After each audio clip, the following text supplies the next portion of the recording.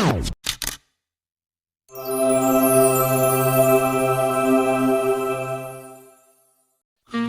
Tuners, welcome to Sidura Ekosi 2 bersuara. Dua suara, satu tujuan untuk meraih masa depan yang cemerlang. Kenalin, aku Desiada Fauziah. Aku di sini sebagai host yang bakal nemenin kalian untuk ngulik cerita seru. Di sini aku bersama Anika, aku dari bidang 2, aku sebagai ketua bidang 2. dan aku di bidang 2, aku sebagai wakil bidang 2. Sidura episode 3 dengan tema tips mencari anggaran, dana, dan sponsorship. Nah, Anika, di sini aku pengen tahu dong cerita kamu, gimana sih awalnya kamu tahu nih tentang sponsorship, apa gimana sih proses kamu dalam mencari sponsor ini gitu. Oke, jadi ini pertama kali ya guys aku nyari sponsor. Itu aku dapet sponsor pertama kali dari Kak Jessia, pembinaku. Jadi waktu itu tuh sebenarnya kita nggak ada niatan sama sekali untuk nyari sponsor, karena awalnya itu aku cuma pengen kolaborasi doang sama brand ini gitu.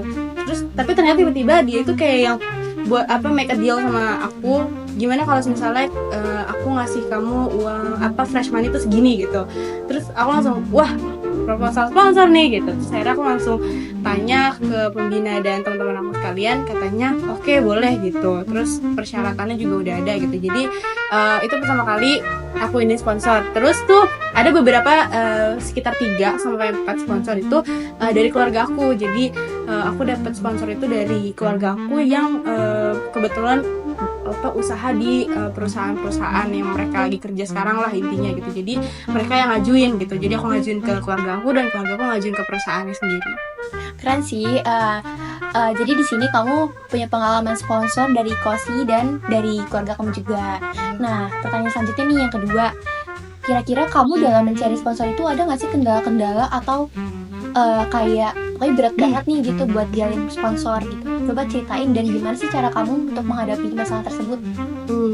Jadi tantangan aku itu tuh sebenarnya cuma di penolakan ya, Des. Jadi penolakan dari sponsor itu kan sebenarnya kita nggak bisa ngapa-ngapain ya, karena dia udah nolak gitu. Jadi waktu itu ada beberapa sponsor yang nolak gitu karena mereka itu kurang puas sama benefit yang mereka dapat gitu. Kayak menurut mereka itu tuh kurang dan acara kita tuh kurang wow gitu. Jadi ya itu sih yang jadi kendala buat aku, cuma itu doang.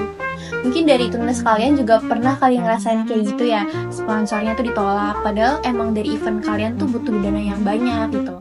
Nah, terus lanjut nih, pertanyaan yang ketiga, kira-kira dari pihak sponsornya itu ada nggak sih kayak hal-hal utama yang harus dipentingin gitu dari acara kita, mungkin ada yang kurang atau segala macam gitu? Jadi ini kayak konteksnya alasan kenapa mereka nggak nerima ya. Jadi mereka ini tuh alasan nggak nerima mungkin karena acara kita kurang wow. Jadi dari pengalaman aku yang kemarin gerakan 1000 takjil itu, alasan mereka nggak nerima itu karena menurut mereka tuh acara kita kurang wow. Karena kita kan cuma bagi-bagi takjil, terus tuh brand mereka tuh bisa dibilang nggak ada impact lah ya gitu. Mungkin ada beberapa gitu, cuma makanya dari situ kita nggak terlalu dapat banyak sponsor. Jadi makanya dari situ tuh ada beberapa sponsor yang kurang menyetujui gitu karena acara kita kurang wow. Nah, biasanya sponsor ini tuh ngincer acara-acara yang besar karena apa, mereka ingin menjual produknya dan ingin mempromosikan produknya gitu. Mungkin dari Tuners juga relate ya tentang hal ini gitu, bisa dipatokin juga nanti buat next sponsor kalian. Terus nih pertanyaan berikutnya, kalau misalnya di pengalaman kamu waktu nyari sponsor ada nggak sih hal unik, hal lucu, pokoknya yang nggak terduga gitu bisa terjadi? Ada, jadi gini, aku waktu itu pernah ngechat salah satu sponsor. Itu aku minta aku ngajuin proposal lah ya. Terus dan lucunya itu pas lagi di hari H dia baru ngabarin, baru ngechat banget kayak iya halo Kak, siang gitu. Dia baru ngebales dan dia nanya cuma kayak untuk tanggal berapa Kak. Terus di situ padahal udah jelas-jelas aku cantumin tanggalnya dan di situ udah ada tanggal sekian-sekian. Terus ya udah, akhirnya aku tuh baru baca juga 2 hari setelahnya, Des. Itu lucu banget menurut aku, kayak ya Allah Kak, kemana aja. Itu tuh kayak gitu. Ya udah, akhirnya aku bilang ke kakaknya, untuk tanggal sekian Kak. Oh, sudah lewat ya? Oke, terima kasih. Iya, terus aku nggak jawab lagi, aku langsung kayak makasih Kak, aku udah mau menjalin lagi. Itu kan misalnya di ACC bisa lumayan banget ya. Iya di benar. hari H. Betul. Mungkin dari Tunas juga pernah ngalamin hal unik gitu ya pas lagi nyari sponsor.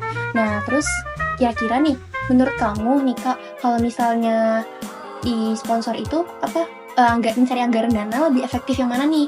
Kan ada dari internal itu biasa dari OSIS tuh ada iuran anggota, ada kayak danusan yang biasanya jual-jualan, dan ada eksternal itu dari sponsorship dan dari donatur. Menurut kamu dari pengalaman kamu mungkin ada lebih efektif yang mana nih antara internal dan eksternal, dan jelasin gimana? Kalau menurut aku sebenarnya dua-duanya efektif ya Des, karena tergantung kondisi dan situasi. Tapi kalau dari aku sendiri, aku lebih pilih internal karena itu kan jelas ya untuk dananya gitu. Sedangkan kalau eksternal ya yang proposal. Nah, kalau eksternal itu tuh menurut aku tuh kurang oke, karena kan bisa aja ditolak, terus bisa aja dia minta benefit yang lebih gitu. Sedangkan acara kita nggak mampu untuk melengkapi itu semua gitu. Jadi aku lebih prefer internal karena dananya yang benar-benar oke dan cukup. Terus udah pasti jelas lah ya kita targetnya berapa. Sedangkan kalau proposal, kalau sponsor itu kurang jelas gitu. Jadi ya kalau menurut aku sih lebih ke internal ya. Mungkin juga kalian lebih prefer internal juga dan eksternal juga. Mungkin lebih keren ya kalian dalam mencari sponsor atau dapatan donatur gitu. Lalu yang terakhir nih, kira-kira ada nggak sih tips untuk tuners semua dalam mencari sponsor tuh apa aja yang harus disiapin? Oke. Jadi tuners, kalau dari aku sih ya, tips dari aku kalau pengen nyari sponsor itu yang paling penting itu relasi dulu sih.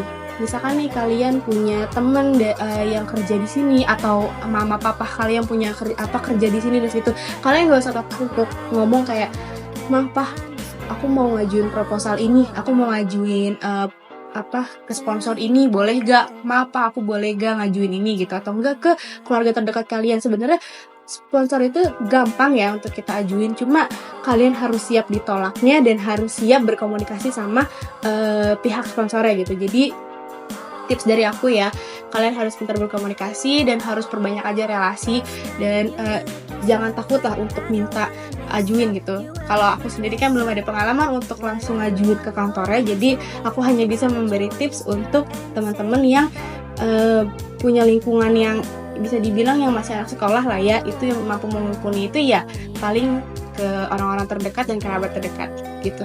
Oke, thank you ya Niko, and thank you juga buat Tuner sudah nemenin di episode kali ini. Semoga dari obrolan kita bisa ngebantu kalian juga, apalagi kalau misalnya kalian yang lagi sibuk-sibuknya nih buat ngejanin proker. Buat Tuners, jangan takut untuk mencoba dan terus membangun relasi ya. Bye you, bye and see you.